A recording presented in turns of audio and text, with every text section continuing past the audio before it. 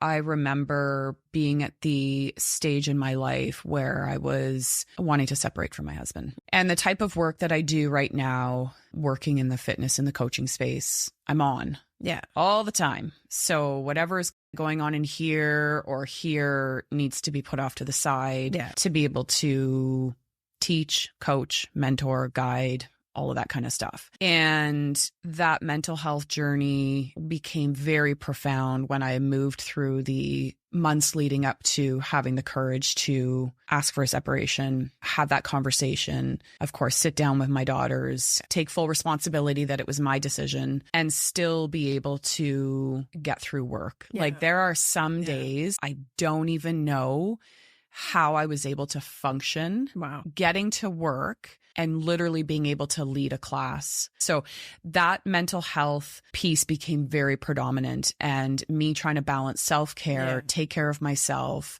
crying more than I've ever cried in my life because, and we've talked about our journeys as we go through divorce, breaking up the family unit, feeling like the worst piece of shit in the world because of all of that. But then being able to put one foot in front of the other, still got to work, still got to pay my bills, still got to do all of the things, and recognizing that I was doing this for my own journey. Yeah. Being able to embrace the mental health component around it, have the right people in my corner and in my circle, but be able to not see what next week looked like or the week after. For me, I think the first time I finally showed up authentically at work, because there's this facade of, we used to call her Professional Kate. She has a name. So there was Professional Kate. Oh yeah. And Professional Kate is, we still, she comes up every now and again, but Professional Kate was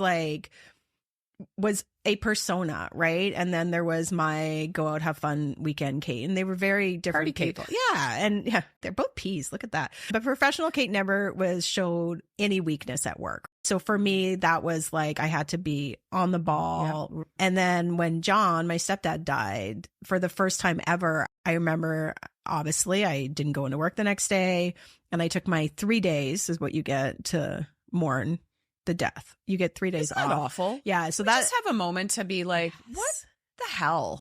Nobody on the planet can take 3 days off work, right? So it's just not feasible. So I took 5 days, and I'm like, okay, I can work. I'll be fine. I went back to work. Maybe I need the distraction. And I went back to work, and I remember sitting there going, someone's like, are you okay? I'm like, no.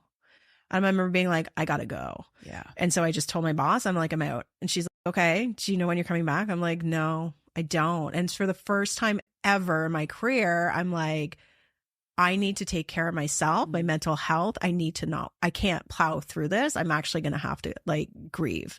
I came back to work different. I came back to work just much more authentically, less professional Kate. Party Kate didn't come to work.